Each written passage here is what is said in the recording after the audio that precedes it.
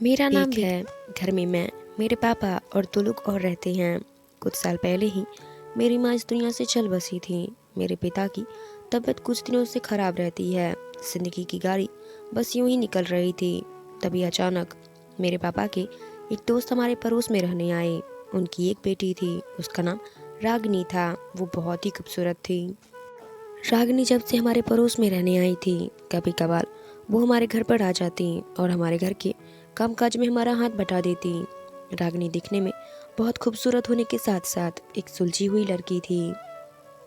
धीरे धीरे मेरे पापा ने रागनी को मेरे लिए पसंद करने लगे। वो कहते, जब भी तेरी शादी करूंगा तो रागनी से ही करूंगा।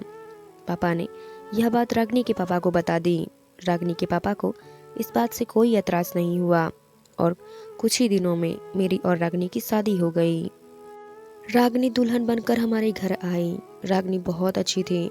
मेरा और रागनी का रिश्ता बहुत अच्छे तरीके से चल रहा था कि अचानक एक दिन मेरे पापा भी हमें छोड़कर इस दुनिया से चल बसे। अब हम दोनों पति पत्नी घर में अकेले रह गए थे।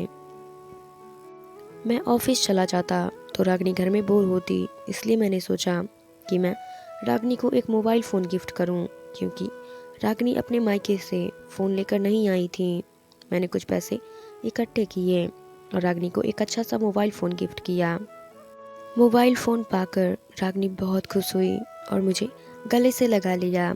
उसे खुश देखकर मुझे भी सुकून मिला कि चलो इसके लिए कुछ तो कर पाया। जो इसके चेहरे पर मुस्कान आई, वरना बेचारी अकेली इस घर में बोर होती थी। हम पति पत्नी के दिन इसी तरह गुजर रहे थे। मैं और मेरी पत्नी अपनी गृहस्थी में बहुत खुश थे, पर मैंने महसूस किया कि जब से मैंने रागनी को मोबाइल फ़ोन गिफ्ट किया था, वो ज़्यादातर टाइम फ़ोन पर ही बिताती। एक दिन मैंने बातों ही बातों में उससे कहा कि जब से फ़ोन तुम्हारे हाथ में आया है, तुम तो मुझे भूल ही गई हो। तो वो मेरा जवाब देते हुए कहने लगी, हाँ, पहली बार फ़ोन मिला है ना, इसमें इतनी सारी चीज़ें हैं, क्या मैं इनको देखूं भी नहीं। लेकिन उसे देखकर लगता नहीं था कि उसे पहली दफ़ा फ़ोन मिला है। उसने मोबाइल के किसी भी सेटिंग के बारे में मुझसे कुछ भी नहीं पूछा। खुद ही व्हाट्सएप बना लिया और बिना पूछे मोबाइल की सारी सेटिंग कर ली। पर मैंने उस पर कोई शक नहीं किया। पर बात जब हद से ज़्यादा हो जाती है तो शक अपने आप ही हो जाता है। उसे देखकर लग रहा था कि वो मुझसे कुछ तो छुपा रही है। बात यह थी कि गर्मियों के दिन आ रहे थे।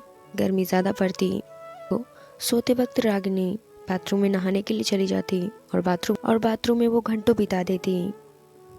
जब मैं उससे पूछता कि इतनी देर तक बाथरूम में करती क्या हो, तो कहती गर्मी बहुत ज़्यादा लग रही थी, इसलिए देर तक पानी में रहती ताकि मुझे सुकून मिल सके।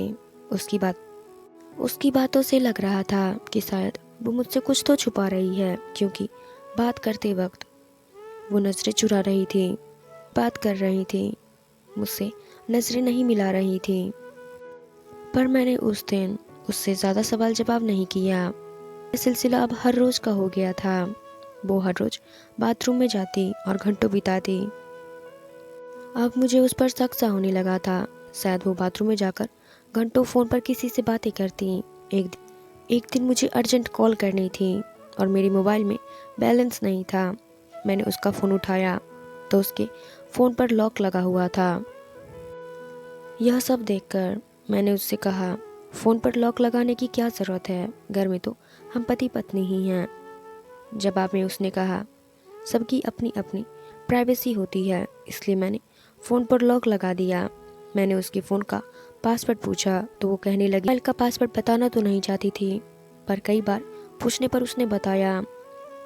उसने अपने मोबाइल का पासवर्ड बता तो दिया, पर उसके चेहरे का रंग उड़ा हुआ था। जैसे लग रहा था कि उसके मोबाइल में कोई ऐसी चीज़ छुपी है जिसे देखकर मानो तूफान आ जाएगा। मैंने उसके मोबाइल को ज़्यादा छेड़छाड़ नहीं किया, बस एक कॉल की, उसका मोबाइल वापस दे दिया। पर अगले दिन मैंने देखा कि उसकी मोबाइल का पासवर्ड चेंज था। अपनी पत्नी की यह हरकत देखकर अब मेरा शक यकीन में बदल गया था। यानी चुप चुप कर किससे बातें करती हैं और मुझसे छुपा क्यों रही है। पर मैं उससे डायरेक्ट कुछ पूछ भी तो नहीं सकता था। एक दिन मेरा शक यकीन में बदल गया। मैंने देखा रागनी किचन में काम कर रही थी। तभी उसके मोबाइल पर एक अननोन नंबर से फ़ोन आया। यह नंबर उसने सेव नहीं किया था। मैंने उस नंबर को अपने मोबाइल में सेव कर लिया ताकि मैं पता कर सकूं कि आखिर यह किसका नंबर है और ये मुझसे छुपा क्यों रही है। मैं अपनी पत्नी पर शक नहीं करना चाहता था। मैं उससे बहुत वो हरकत ही कुछ ऐसी कर रही थी कि ना चाहते हुए भी मुझे उस पर शक करना पड़ा। मैंने कॉल लगाया पर किसी ने फ़ोन नहीं उठाया। मैंने कई बार उस नंबर पर ट्राई किया तो एक दिन फ़ोन उठा लिया पर उधर से कोई आवाज़ नहीं आई, बस सांस चल रही थी। ऐसा लग रहा था कि वह शख्स यह चाह रहा था कि पहले मैं बोलूं, पर मैंने कुछ नहीं बोला और फ़ोन काट दिया। अब मुझे इस नंबर के बारे में पता तो लगाना था कि आखिर यह किसका नंबर है। मेरा एक दोस्त पुलिस डिपार्टमेंट में काम कर रहा था। मैंने उससे कहा इस लोकेशन पता करूं। इस बात पर उसने कहा क्या बात है, कोई बहुत बड़ी परेशानी आ गई है क्या? कि नंबर काटते हुए कहा कोई खास बात नहीं है, बस मुझे इस नंबर का लोकेशन चाहिए। यह नंबर किसका है? उसने मुझसे नंबर ले लिया। मैं तुम्हें इसकी लोकेशन भेज दूंगा। पता नहीं जब से वो नंबर मुझे मिला था मुझे कुछ बेचैनी सी लग रही थी। एक ने पत्नी से पूछा कि वो मेरे साथ खुश है ना? उसने कहा हाँ, मैं आपके साथ बहुत खुश हूँ और आपसे बहुत प्यार करती हूँ, पर आप यह सब क्यों पूछ रहे हैं? उसकी बात से लग रहा था कि वह मुझे नहीं दे सकती। लेकिन यह सब क्या था? शक इंसान को जीने नहीं देता और मुझे यह शक दूर करना था। अगर मैं गलत निकलता तो मैं अपने आप को सारी ज़िंदगी माफ़ नहीं करता। अगर मेरी पत्नी गलत होती तो मैं क्या करता? इसलिए मुझे इस बार के बीच में नहीं रहना था। अब मुझे बस अपने दोस्त के मैसेज का इंतज़ार था कि वह जल्दी से लोकेशन भेजे। अगले 2 दिनों में मेरे दोस्त ने उस नंबर की लोकेशन भेज दी। जब उस लोकेशन के बारे में मुझे पता चला तो मेरे होश उड़ गए, क्योंकि वह लोकेशन जहाँ की थी वह तो एक कोठा था जहाँ पर सभी मर्द अपनी तन्हाई दूर करने आते थे। मेरी पत्नी किसी ऐसे इंसान से बात कर रही थी जो कोठे पर रहता था। आखिर वो कौन था जिससे मेरी पत्नी बात करती? उस कोठे पर रहने वाले इंसान से मेरी पत्नी का क्या ताल्लुक था जो ऐसी जगह पर रहता हो? ऐसी जगह पर कौन लोग रहते हैं यह तो सभी अच्छे तरीके से जानते हैं। मुझे अपनी पत्नी से यह उम्मीद नहीं थी कि वह ऐसी जगह जाती है या फिर किसी से बात करती है। लोकेशन जानते ही मैं उस जगह पर जाने लगा जहाँ था। मैं यह पता लगाना चाहता था कि आखिर वह कौन इंसान है जो मेरी पत्नी से हर रात बात करता। रास्ते में जाते वक्त मेरे दिमाग में अजीबोगरीब सवाल आते रहे। सोचते विचारते मैं वहाँ पर पहुँच गया। तो शाम का वक्त था। सभी औरतें मेकअप किए बैठी हुई थी। मुझे देखकर वह मेरे करीब आने लगी। मैंने उन लोगों से कहा मुझे किसी से बात नहीं करनी। मैं वहीं पर खड़े होकर उस नंबर पर फ़ोन लगाने लगा। यह जानकर मुझे हैरानी हुई कि मेरे फ़ोन करते ही किसी की रिंगटोन वहीं पे बजने लगी। कुछ देर बाद वो फ़ोन कट गया और रिंगटोन भी बंद हो गई। इसका यही था कि मैं जिसको भी कॉल करने की कोशिश कर रहा था वह आसपास में ही मौजूद था। मैं फिर से कॉल की और फिर से रिंगटोन बजने लगी। मैं उस रिंगटोन की तरफ जाने लगा तो देखा एक छोटा सा कमरा था जिसके अंदर से आवाज़ आ रही थी। कमरे का दरवाज़ा खुला हुआ था। मैं कमरे के अंदर गया तो सामने एक मंजर देखकर हैरान रह गया। वहाँ पर चारपाई पर एक बूढ़ी सी औरत बैठी थी। उस कमरे में दाखिल होते ही मेरी नज़र उस कमरे के दीवार पर पड़ी तो मेरे तो पसीने छूटने लगे, क्योंकि दीवार पर एक तस्वीर लगी थी। वह तस्वीर किसी और की नहीं बल्कि मेरी पत्नी रागनी की थी। उस बूढ़ी औरत की शक्ल मेरी पत्नी से मिल रही थी। वो मुझे देखते ही हैरानगी से बोली, बेटा तुम? जैसे वो मुझे जानती हो। मैंने गुस्से से उस औरत को कहा, मैं आपका बेटा नहीं। कौन है आप और मेरी पत्नी को आप कैसे जानती हैं? आप मेरी पत्नी की तस्वीर यहाँ पर क्यों लगा रखी हैं? मेरी पत्नी से आपका क्या ताल्लुक है? आप जैसे लोगों का हम जैसे शरीफ लोगों से कोई भी रिश्ता नहीं होना चाहिए। मैंने गुस्से में न जाने क्या क्या कह दिया। मेरी बात सुनते ही उस औरत की आंखें आंसुओं से टपटपा गईं। उसने मुझसे ऐसी बात कही कि मैं उसे अपने कहे पर बहुत पछताने लगा। उसने, सच कहते हो बेटा, तुम जैसे लोगों के यहाँ हम जैसे लोगों का ताल्लुक नहीं होना चाहिए, इसलिए मैं ताल्लुक रखना भी नहीं चाहती। पर दिल के हाथों मजबूर होकर सिर्फ फ़ोन पर बातें करती हूँ, क्योंकि तुम्हारी पत्नी रागिनी मेरी बेटी है। रागिनी के पिता ने जब मुझसे शादी की थी तब उन्हें अच्छी तरीके से पता था कि मैं कोटे पर रहने वाली हूँ, एक तवायफ हूँ।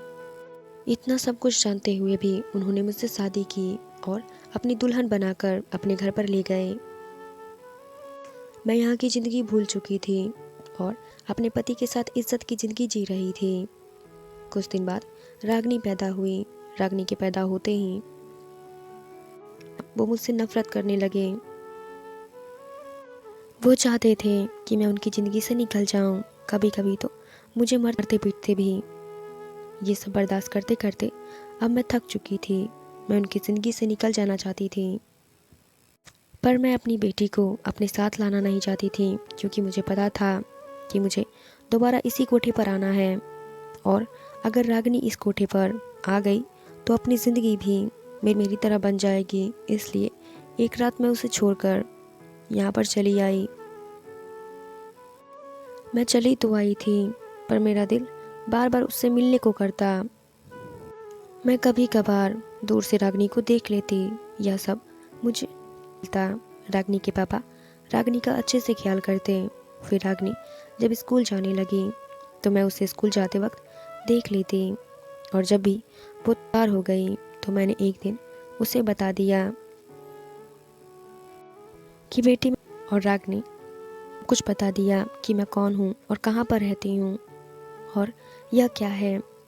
यह सब तुम अपने पापा को मत बताना। उस दिन से रागिनी मुझसे फ़ोन पर बातें करती। मैंने उसे एक फ़ोन भी दिलवाया था, पर जब उसके पापा को पता चला तो उन्होंने फ़ोन तोड़ दिया था और फेंक दिया। इसके बाद रागिनी से मेरी कभी भी बात नहीं हो पा रही थी। पर एक बार मैं उससे मिलने गई तो उसने बताया कि उसकी है।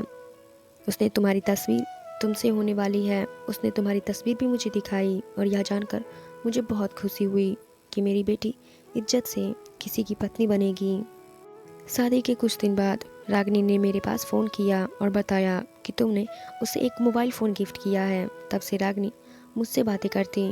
रागिनी की माँ बताया तो मुझे अपने कहे पर बहुत शर्मिंदगी हुई। मैंने उससे माफ़ी मांगी और उन्हें अपने साथ घर लेकर आया। वह हमारे साथ आना नहीं चाहती थी, पर मैं ज़बरदस्ती उन्हें अपने घर लेकर आया। रागिनी उन्हें देखते ही गले लगाकर फूट फूट कर रोने लगी। मैंने रागिनी को सारी बातें बताईं। रागिनी की माँ अब हमारे साथ रहती हैं। रागिनी पहले से भी ज़्यादा खुश रहती हैं। यह सब देखकर मुझे बहुत सुकून मिलता कि मैंने अपनी पत्नी की ज़िंदगी में एक बहुत अच्छा काम किया है, एक माँ और बेटी का मिलन करवाकर। कैसी बीमारी है जो इंसान को जीते जी मार डालती है, और पति पत्नी के बीच तो ऐसा रिश्ता होना चाहिए कि वह अपने दिल की दूसरे के साथ शेयर कर सके। शायद जो रागिनी अपने मन की बात मेरे साथ शेयर न कर पाई, वह तो मैंने सब कुछ पता लगवाया, वरना आज हमारे रिश्ते के साथ क्या होता इसका कोई अंदाज नहीं था। तो दोस्तों, हमारी आज की कहानी ख़त्म हुई। उम्मीद है कि आपको ये कहानी बहुत अच्छी लगी होगी, और अगर आपको ये वीडियो अच्छा लगा है तो प्लीज़ हमारे इस चैनल से जुड़े रहें। इस वीडियो को लाइक करें और सब्सक्राइब भी कर लें कि हम ऐसे ही वीडियोस आपके लिए लेकर आते रहें। कहानी सुनने के लिए धन्यवाद।